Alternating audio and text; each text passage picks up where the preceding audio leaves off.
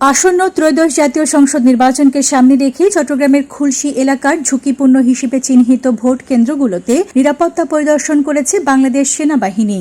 আমাদের প্রত্যেকটা অ্যাকশন এমনভাবে নিতে হবে যাতে সাধারণ ভোটাররা নির্বিঘ্নে ভোট দিতে আসতে পারে।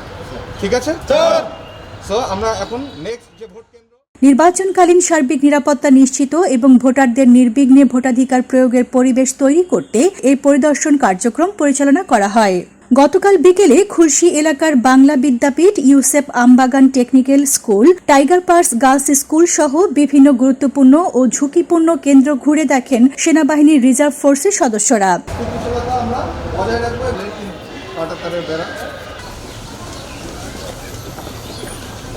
পরিদর্শনকালে কেন্দ্রগুলোর প্রবেশ ও বহির্গমন পথ, চারপাশে নিরাপত্তা ব্যবস্থা, সম্ভাব্য ঝুঁকিপূর্ণ পয়েন্ট এবং আইনশৃঙ্খলা পরিস্থিতি পর্যবেক্ষণ করা হয়।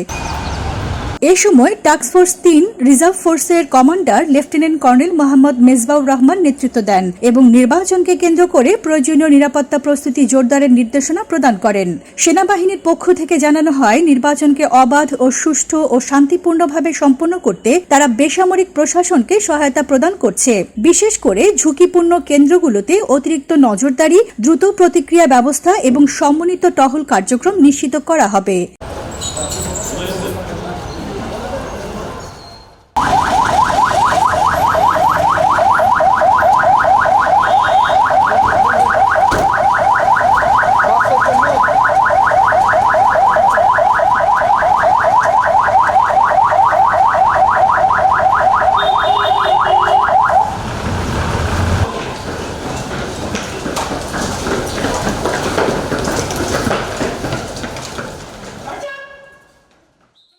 শাফায়েত মোর্শেদের প্রতিবেদনে নিউজ ডে 24।